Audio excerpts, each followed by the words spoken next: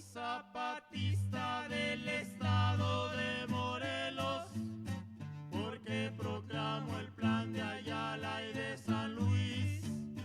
Si no le cumplen lo que al pueblo le ofrecieron, sobre las armas lo hemos de hacer cumplir. Muy buenas tardes tengan todos nuestros miradores, oidores, seguidores, bebedores, masticadores y regurgitadores de la palabra que se expresa en nuestro canal de YouTube, La Comuna de la Palabra. Ahora sí, como cada semana hacemos, pues el día de ayer tuvimos un programa emergente dedicado a tratar de dilucidar un poco el affair o la litis o el conflicto entre el Poder Judicial, el Poder Ejecutivo y el Poder Legislativo con respecto a la nueva forma constitucional que asumirá el Poder Judicial. El día de hoy, como estaba programado, trataremos de esbozar algunos elementos que consideramos principios y fundamentos de la psicología como una disciplina del conocimiento científico. Como perfectamente sabemos, pues tiempo ha que hemos podido considerar que la psicología adolece de una profunda crisis estructural de la cual no ha podido salir hasta ahora. Según mi opinión y metafóricamente dicho, pareciera ser que desde su nacimiento la psicología enfrenta y adolece del pecado original para el cual no ha encontrado todavía ni la pila ni el agua bautismal que le dé sentido. Desde que Augusto Comte tuvo la generosidad de excluir a la psicología dentro de su clasificación general de las ciencias, que sí incluyó a la sociología, a las ciencias naturales y otras más, pero la psicología no.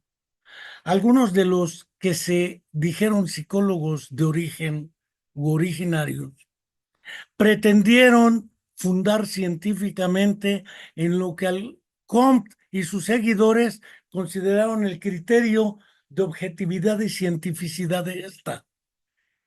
La investigación experimental, la contrastación y sobre todo la predicción y la medición.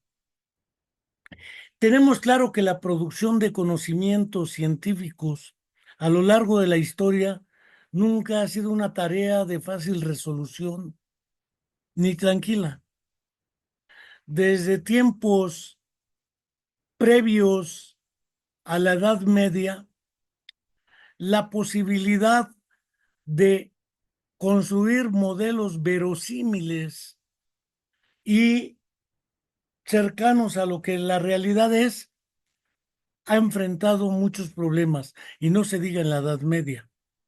Galileo fue uno de los personajes que, según se dijo, tuvo que decir que la Tierra no se movía y que todos los planetas giraban alrededor del Sol, como planteó el buen Aristóteles. Pero según se dice que dijo al final, sotto voce, casi cuchicheando, pur si mueve, y sin embargo se mueve. Ello demuestra que no ha sido fácil desde esa época, ni siquiera con Nicolás Polaco Copérnico. En realidad, la realidad, en general, aunque para algunos la realidad, si no funciona como dice la ciencia, peor para la realidad. Está mal la realidad. Creo que ese dogmatismo positivista y neopositivista debe ser reconsiderado. Este hecho sugirió a Comte y a otros que la posibilidad de construir modelos explicativos, verosímiles y fundados científicamente, es decir, que tales modelos se aproximen muy cercanamente a la realidad, ha exigido esfuerzos teóricos y metodológicos que lo favorezcan. Hoy por hoy estamos llenos de datos y de datos y de datos, pero carentes de una teoría sólida. Cualquiera puede decirse psicólogo a sí mismo y decirle psicología a lo que hace. Sin embargo, hoy podemos estar plenamente convencidos de que requerimos asumir que la realidad psicológica que objetivamente existe, aunque por su forma de existencia no sea físicamente contrastable. Pero no cabe duda para muchos que el pensamiento, las emociones, los sentimientos y las representaciones de lo real existen, aunque por su forma de existencia sean subjetivas. Es decir, o siguiendo El ser y la conciencia, un trabajo del psicólogo soviético Sergei Leonidovich Rubinstein. El psiquismo es a su vez material e ideal a la vez. Es material porque ontológicamente existe el psiquismo. Quiéralo yo que exista o no, existe. Determine yo su trascendencia como objeto de estudio o de interés, existe. Lo investigue o no lo investigue, existe. Y elabore el modelo explicativo o pretendidamente explicativo del mismo, falso o verdadero o sesgado, existe.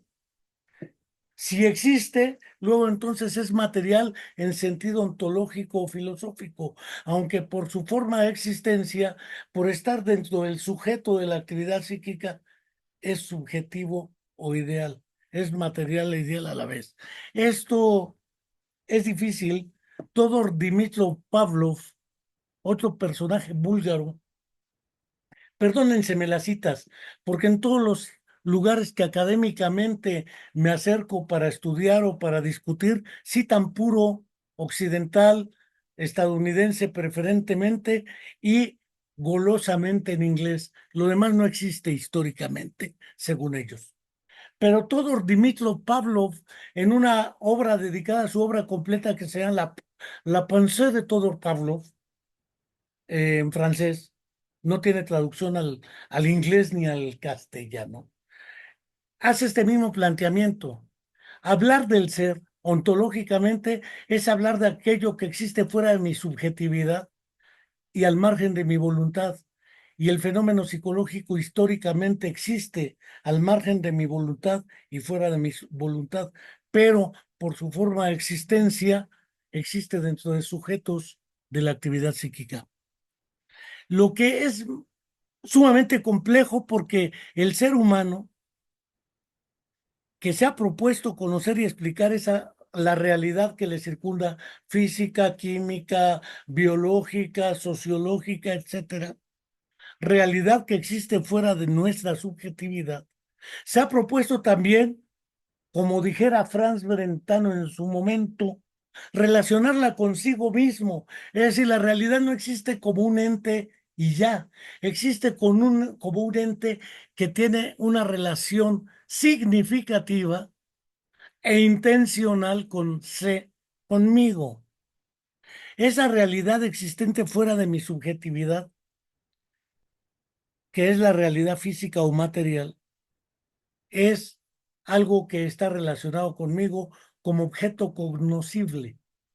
Yo tengo la intención de conocer dicha realidad y para ello realizo una actividad cognoscitiva con respecto al objeto de conocimiento con cierta metodología para elaborar un modelo explicativo de la misma. Sin embargo, cuando me aproximo a dicho proceso de conocimiento, ya no al objeto cognoscible, sino a la actividad cognoscitiva que realiza el sujeto cognoscente para construir una representación del objeto cognoscible, la realidad se torna un poco más compleja.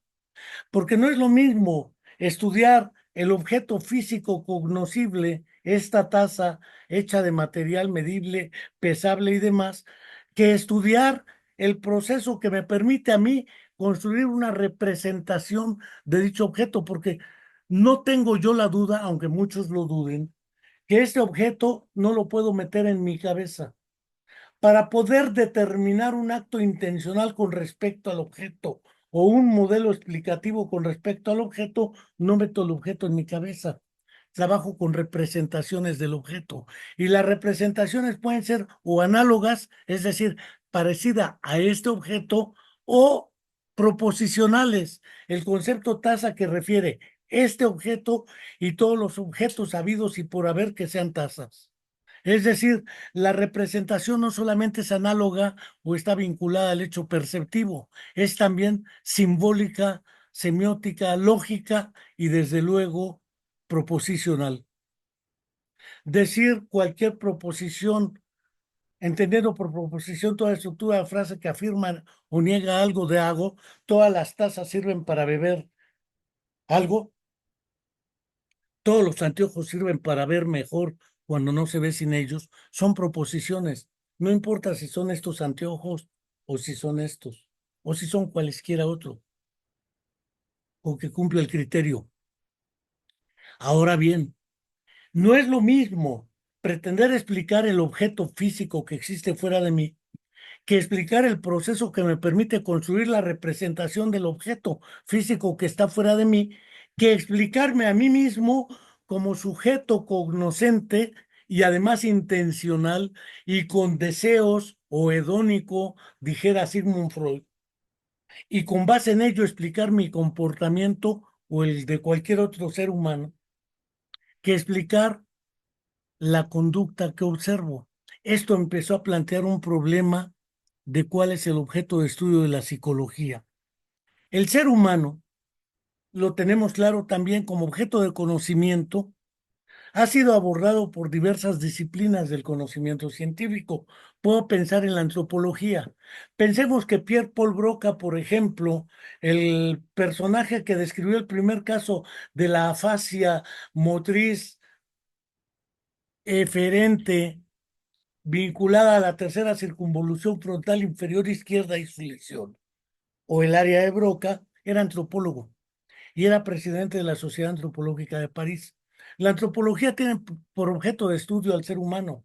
La práctica médica y las disciplinas que le subyacen para comprenderlo están relacionados con la enfermedad, sí, pero con el sujeto que padece la enfermedad. No solamente la medicina, la psiquiatría, etcétera, tienen que vérselas con ello. También la psicología, pero la psicología no ha existido siempre, pese a que haya existido desde tiempo atrás el fenómeno psicológico y el sujeto que expresa dicha actividad psíquica. El ser humano como objeto de conocimiento psicológico plantea el problema de la objetividad del psiquismo humano como objeto de conocimiento. Y es claro que desde que el estatus ontológico o de existir del ser humano existe sobre la faz de la Tierra, su psiquismo, que ha evolucionado y se ha transformado a lo largo de su historia, también existe. Pero no con ello existe la disciplina que se encarga de explicar dicho fenómeno, dicha actividad y al sujeto de dicha actividad. Si yo hablo de memoria, no hablo de la memoria en abstracto, hablo de la memoria como un proceso que le permite a un sujeto de la actividad grabar, recordar, recuperar información y olvidar otra. Por ello es que la posibilidad de explicar y significar el fenómeno psicológico, la actividad psicológica y al sujeto portador o expresión que expresa la actividad psicológica y que le permita a él estructurarse como personalidad es mucho más reciente. La existencia de la actividad psíquica antecede, lo mismo que el psiquismo, a la psicología. Si eso queda claro, entremos a una segunda cuestión.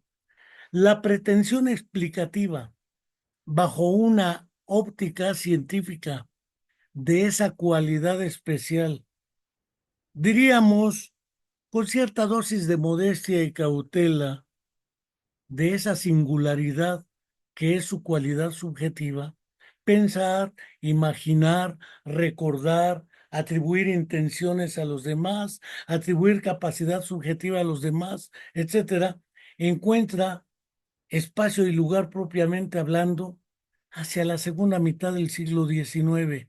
Es decir, tenemos apenas 175 años, siglo y medio y un poco más de existencia como tal. Dicha pretensión se encontraba influenciada originalmente por la teoría de la evolución de Charles Darwin, la teoría psicofísica de Weber y Fechner, relacionado con la percepción, los umbrales sensoriales y la conciencia. En el caso de Darwin, con las emociones y su teoría de las emociones. La fisiología de Sechenov, la cual diferenciaba claramente el movimiento involuntario o reflejo de los movimientos voluntarios, y al reconocer y explicar la inhibición interna, la posibilidad de comprender el pensamiento y la actividad de elección de una actividad en lugar de responder automáticamente. Esto que los conductistas se atribuyen como explicación, no son capaces ellos de reconocerlo en la obra de Sechenov, que en 1862 lo plantea. Iván Pavlov y Sergei Sergeyevich Korsakov, en Rusia particularmente, y la primera etapa de la ex-URSS, también contribuyeron a ello. Es decir, entre 1885 y 1900, por ejemplo, Sigmund Freud intentaba desde una óptica neurológica aún en construcción abordar ciertos eventos de carácter neuropsicológico. Por ejemplo, en 1892 publica su trabajo La afasia. En 1896-97 un esquema de psicología para neurólogos y en 1910 parálisis cerebral infantil. En realidad esto se ve intermediado hacia 1900 con la publicación de su libro La interpretación de los sueños y el surgimiento del psicoanálisis. Por lo tanto, los esbozos de una psicología desarrollada durante los siglos XIX y XX, siguiendo a Darwin, que establece un paralelismo entre la evolución de las especies animales y la evolución del ser humano, para tratar de explicar algunas capacidades intelectuales y emocionales, a través de estudios comparativos, llevaron a Watson y a Yerkes a proponer como herramienta de investigación el trabajo con animales, particularmente el conductismo skinneriano lo hace con pichones y con ratones, y la mayor variante de investigaciones en ese terreno fueron con pichones, en algunos casos con peces y aves, en el caso de la etología, y finalmente con primates, en el caso de algunos teóricos de la Gestalt y los etólogos cercanos a la primatología. Asimismo, por la misma época, entre 1890 y 1910, se pudieron realizar observaciones sistemáticas acerca del comportamiento animal y humano, particularmente sobre asuntos relacionados con la percepción, las ilusiones ópticas, el campo, con Wolfgang Keller, Kurt Kofka, Max Herkheimer, Sander, Volket y Metzger, entre otros, que elaboran la teoría de la Gestalt. Teoría que hubiese encontrado sus orígenes en los trabajos de Christian von Ehrenfels, desarrollados desde 1890 con respecto al fenómeno phi o fenómeno estroboscópico, la percepción del movimiento aparente como una demostración del carácter activo y no empirista solamente del fenómeno de la percepción. Por su lado, en el año de 1879, como sabemos, y como los grandes epígonos de una historia sesgada, Edwin Boring, por ejemplo, el médico y filósofo alemán Wilhelm Wundt fundó el primer laboratorio de psicología experimental, dejando obras clásicas como Fundamentos de Psicología Fisiológica y La Psicología de los Pueblos o Volcker Psychology. Es destacable el hecho de que la aproximación experimental a la psicología estaba ya esbozada en estas actividades de Wundt, la Gestalt y otros teóricos. El asunto escamoteado por los historiadores y defensores de la aproximación experimental es el del propio objeto de estudio, pues para Wilhelm Wundt era la conciencia. De igual modo, Franz Brentano colocado dentro de los ámbitos de lo que se considera como fenomenología. Sí. Proponen centrar la demarcación de la psicología en razón de su objeto y método de estudio claramente demarcados y explícitamente considerados, en este caso, como ciencia del alma, es decir, la sustancia que posee representaciones y otras propiedades que, como las representaciones, solo son perceptibles por el sujeto y por la experiencia interna de un sujeto que la funda en representaciones. Sujeto y actividad psíquica siempre han estado relacionados en el origen, salvo la modernidad que las liquida en aras de una objetividad y de un culto al dato y dato y dato carente de teoría. Ciudad y alma, perdón, ciencia, alma y conciencia van de la mano en la pretensión de explicar científicamente el psiquismo. Por ciencia se entiende aquí el método experimental, partiendo de lo que es observable, la conducta, pero no solo la conducta. Además de proponer que es el propio sujeto de la actividad quien tiene conciencia de ello, es decir, se considera una aproximación al psiquismo desde el propio sujeto de la actividad psíquica, algo que planteaba Buljanova Slavskaya en un libro intitulado El sujeto de la actividad psíquica, no la actividad psíquica del sujeto. Ello se planteaba ya desde los años de 1874 y 1875. Este giro que comento significa para muchos investigadores de esa época, el rompimiento definitivo con la filosofía, la psiquiatría y la neurología, nacientes aún, y la fisiología ya consolidada hacia el último cuarto del siglo XIX. De esta manera, la psicología iniciaba su recorrido como disciplina independiente gracias al estudio de su objeto de interés, en ese entonces la conciencia para Bunty Sessionov y el alma o la psique para Brentano, bajo la égida de de un procedimiento experimental. Esto implicaba señalar dos cosas. Primera, la psicología desde sus orígenes es hija innegable de la fisiología, la filosofía y lo que después se decantaría como psiquiatría y neurología, aunque reniegue de ellas. Desde luego que la emergencia de la psicología como una nueva disciplina obedeció al hecho de que el objeto de la filosofía, al decir de Jean Piaget, no podría ser otro que no fuera la conciencia o el psiquismo. La filosofía era insuficiente por su objeto como medio de búsqueda. Por ello, Piaget señala que la filosofía en realidad abarca todo, pero solo cuenta como método propio para ello el análisis reflexivo o lógico o qué sé yo. En este sentido, considerando el objeto de estudio de cualquier disciplina, en este caso el de la filosofía, es limitado para la psicología. Y entonces se inaugura únicamente como disciplina cuando logra tal demarcación o separación. Se hace evidente para la naciente psicología la necesidad de construir el objeto de su investigación y organizar una metodología acorde con el mismo objeto. Por ello mismo, Piaget señalará que en la actualidad todo el mundo, salvo algunos filósofos cuya doctrina personal se opone a dicho reconocimiento, considera que la psicología se ha constituido en una disciplina científica independiente de la fisiología, de la sociología y de la filosofía. Pero no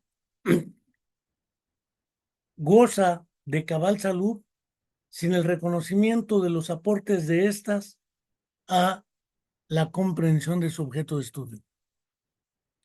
Por ello, podemos señalar que desde su nacimiento se propuso ser una disciplina claramente diferenciada la filosofía, la neurología o la psiquiatría.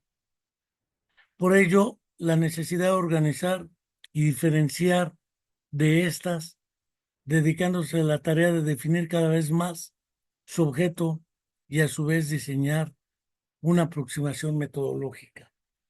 Parece ser que es aquí donde vuelve a torcer la puerca al rabo, o vuelve a torcer el rabo la puerca. ¿Por qué? Porque a la hora del objeto de estudio, entre la conciencia, hacer consciente lo inconsciente, la conducta, eh, los procesos cognitivos, la cognición, nos lleva a un galimatías que tampoco nos permite resolver la cuestión.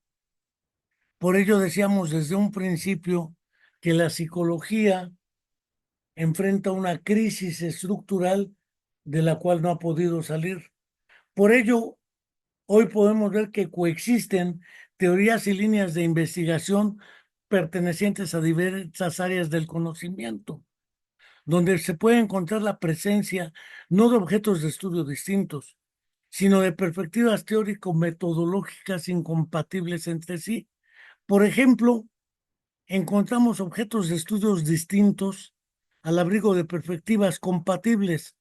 Por ejemplo, el caso de Merleau-Ponty, Carl Rogers o William McDougall, Kurt Goldstein. En otras ocasiones, objetos de estudio similares son encarados mediante conceptualizaciones incompatibles. Tales pueden ser los casos de Freud y Janet o Pierre Janet, de Henri Vallon y Arnold Hessel. Y finalmente, pueden encontrarse objetos de estudio diferentes al abrigo de concepciones incompatibles, los casos de Piaget, Skinner y otros más. Es decir, podemos hallar que la explicación psicológica ha carecido de unidad en cuanto al objeto y la metodología, y desde luego una teoría que nos dé unidad a los profesionales de la psicología. Por otro lado, podemos hallar que la psicología ha dividido el fenómeno psicológico en esferas o microdominios autónomos, perdiendo de vista su pertenencia a una totalidad.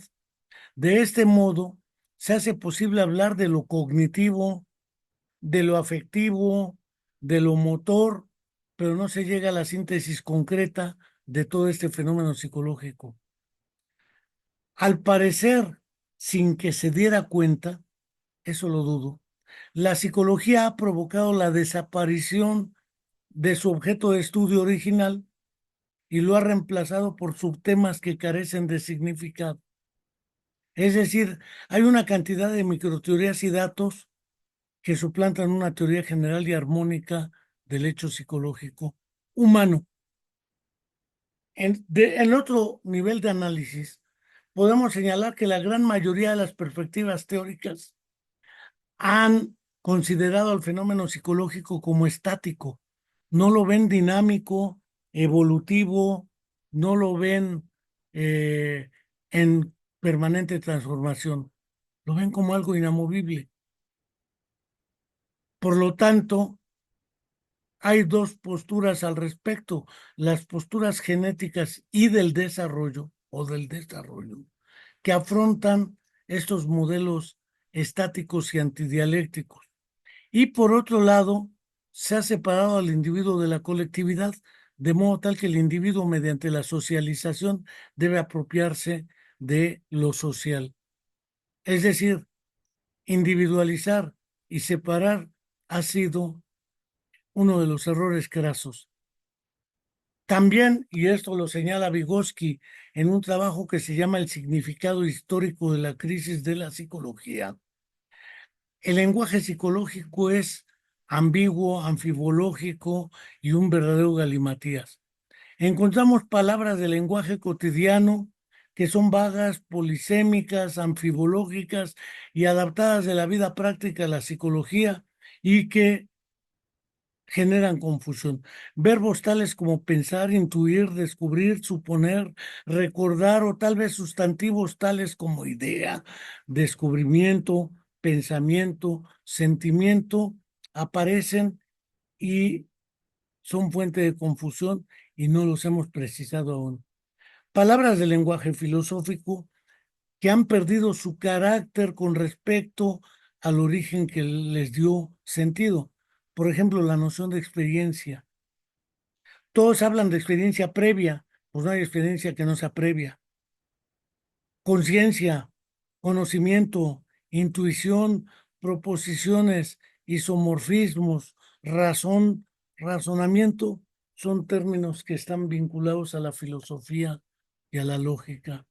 Y también vocablos tomados de las ciencias naturales, por ejemplo, fuerza, energía, excitación, inhibición, adaptación, asimilación, acomodación, impulso, equilibrio, desequilibración, etcétera. Esto nos lleva a la inexistencia de un lenguaje común y a una ambigüedad que nos ha introducido en un galimatías dominante. Tomando en consideración lo expuesto, entonces podemos afirmar que el resultado de la búsqueda llevó a una crisis teórico-metodológica, crisis que ha marcado hasta ahora la elección de cualquier estrategia que se proponga conocer y explicar algún segmento de la realidad. Bajo estas premisas, quiero plantear una pregunta que sería obvia. ¿Esta situación de crisis de la psicología es posible afrontarla? Creo que sí. Y para ello es imprescindible recuperar un conjunto de principios que le den sentido a la psicología. Primero, la aproximación metodológica y teórica que debemos diseñar, instrumentar y operar debe asumir como premisa fundamental de partida que el fenómeno al que se enfrenta se caracteriza por su complejidad y dinamismo. Eso lo lleva a suponer que no puede ser reducida a uno de sus elementos que la conforman. Debe ser analizado como una totalidad compleja, sistémica, porque no solamente es la complejidad la que lo caracteriza al fenómeno psicológico, también debe ser todo un gran sistema, desde los sistemas funcionales básicos hasta los sistemas socioculturales e histórico-culturales que le dan sentido al sujeto de la actividad en su contexto histórico determinado. Es decir, hablar de un enfoque sistémico y complejo es fundamental. Enseguida, es imprescindible considerar que no siempre ha existido el fenómeno psicológico, ni histórica ni personalmente. Cuando un niño nace no tiene construida su personalidad ni su psiquismo. Por lo tanto, tendremos que asumir una postura que explique este fenómeno desde sus orígenes. A esto le llamaremos una aproximación sistémico compleja y genética, es decir, desde sus orígenes debe ser tratado de entender. Además de que debe ser genética y dinámica o evolutiva, porque va cambiando a lo largo de la historia del individuo y de los entornos. Esta idea sistémica, compleja, dinámica y genética debe ser el conjunto tetrapódico de 4 fundamentos y principios que le subyacen. Siguiente, la psicología no solo te permite ayudarte a ti y a otro a comprender tanto al sujeto de la actividad como a la actividad psíquica. También te permite crear modelos hasta donde ello sea posible, explicativos y verosímiles con respecto a la realidad que se pretende explicar. Si no tengo modelos fundados de manera verosímil y científicamente fundados sobre el objeto de la real, la posibilidad de actuar sobre ello quedará profundamente limitada. Y quedará profundamente limitada porque hemos perdido de vista este proceso que implica no solo una aproximación explicativa, sino también comprensiva.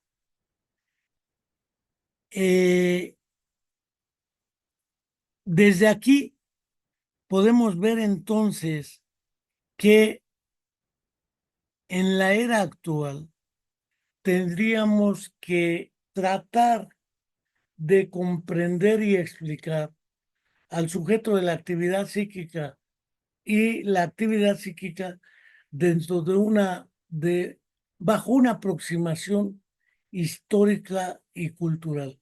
De otra manera, perderemos el carácter dinámico y situado de lo que es la explicación y la comprensión en psicología y psicológica para romper con la falacia meriológica y con la idea de microteorías que suplantan una teoría general. Finalmente, y ello es imprescindible, dado que hasta ahora lo que conocemos como psicología es un conjunto de microteorías y de datos carentes de una teoría que le dé unidad, lo fundamental y sustancial es construir una teoría que le dé sentido a lo que tratamos de explicar. La actividad psíquica o el psiquismo, al sujeto de la actividad psíquica en su contexto histórico-cultural y nos permita diseñar y organizar un conjunto de acciones orientadas no solo a comprender y explicar, sino a poder contribuir con la mejora de la calidad de vida de quienes acuden por diversas circunstancias al trabajo y apoyo de los profesionales de la psicología. Hasta aquí quiero dejar esta breve charla porque efectivamente ello nos permite plantear algunos elementos que en su momento podrán reconocer y en la era actual, si asumimos que el cerebro no piensa ni decide, ni la inteligencia artificial, ni las computadoras piensan o deciden, asumamos que es el ser humano quien lo hace y quien le da sentido a la psicología.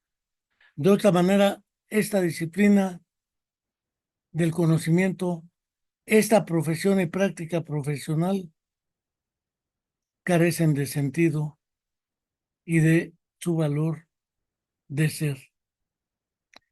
No quiero despedirme sin antes agradecer su presencia en esta breve charla y sobre todo seguir reiterando la invitación a que se suscriban a nuestro canal de YouTube de la Comuna de la Palabra, un canal de YouTube sin fines de lucro, con más de 400 programas en su repositorio y naturalmente con más de 1,000 suscriptores que queremos sigan creciendo a lo largo, no solo de estos 6 años que llevamos, sino de los que aspiramos continuar. Hasta pronto y muchas gracias.